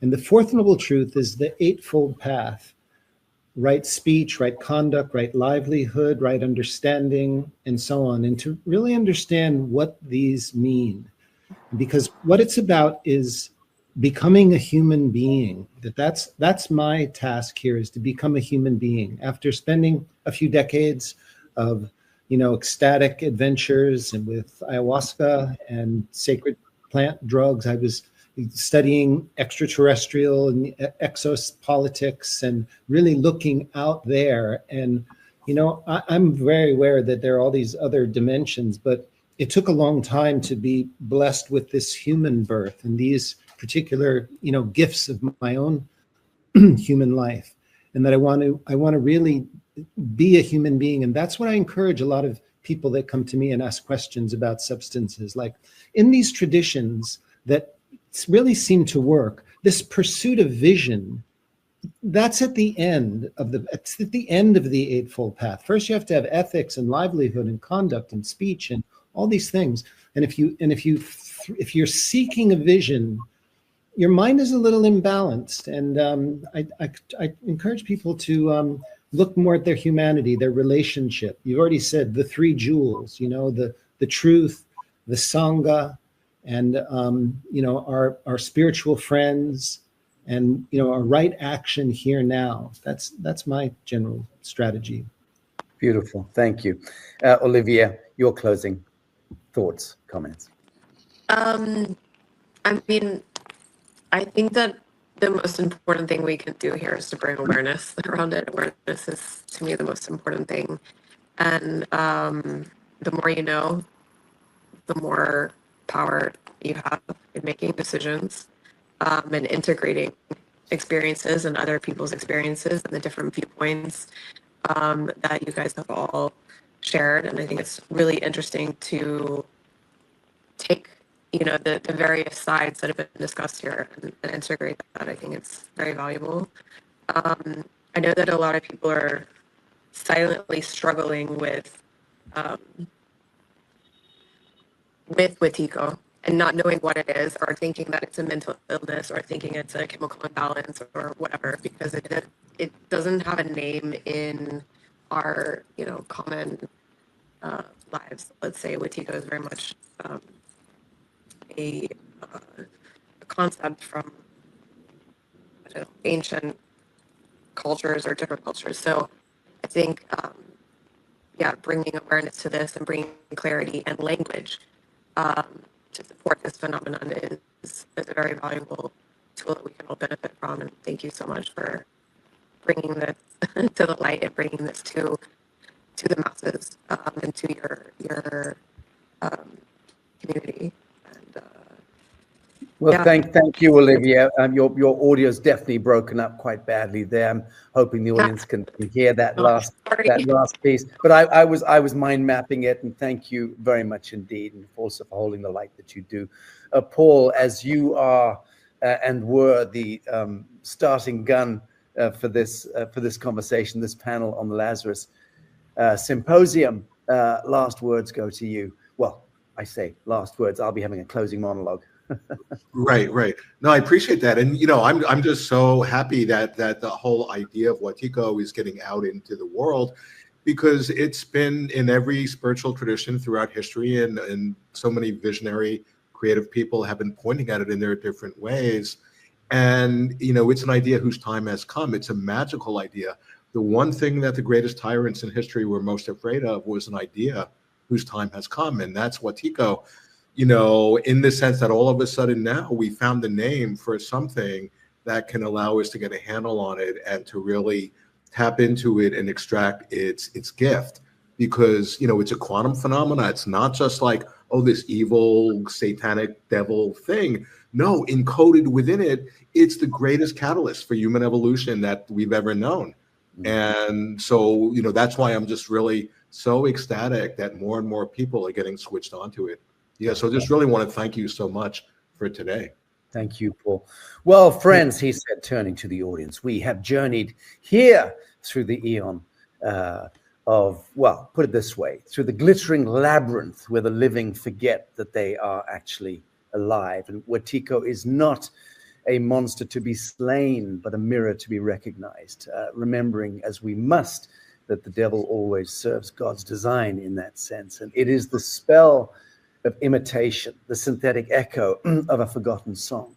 The distinction between the synthetic and the organic is the dividing line between death and resurrection. And the synthetic imitates the pattern, but not the principle. It copies life without animating breath. And to worship imitation is to embalm the spirit. To honor the living law is to resurrect. So every empire of control, and Christ knows we're coming to the end of the most heinous one in recorded history. Every algorithm of dominion, every chemical promise of bliss are the avatars of the chemical demon. They seduce us with the shortcuts to the divine, yet each shortcut subtracts a little more of our soul and diminishes us ever further in our divine end. So the antidote then becomes breathtakingly simple, does it not? Awareness, gratitude, coherence. The withdrawal of belief from the lifeless, reinventing it in the living. Reinvesting it in the living, and reinventing it in the living, in point of fact. Trust the heart's intelligence above all instruments of artifice, for divinity was never distant. It is the immanent spark animating every seed, every tear, every truthful creation. So may this remembrance become our collective medicine. And the age of Wetiko ends when we refuse to feed it, when we choose consciousness over chemistry, communion over consumption, and creation over control. I thank deeply from this white African heart my extraordinary guests, Dr. Paul Levy, Anna Naturalista, Robert Forte, and Olivia Steele, and each of you who joined us for this exploration between shadow and light. Stay lucid, stay sovereign, and remember, the living light is the only technology that cannot be hacked. Yeah, beautiful. Thank you, friends, very much indeed. So grateful to you all. Wonderful conversation. And I have a rather suspect there's going to be another one. Yeah, totally. Wow. Really, thank you so much, everyone. That was great. Thank you all. Thank you all. Bye. Okay. Bye. Bye-bye.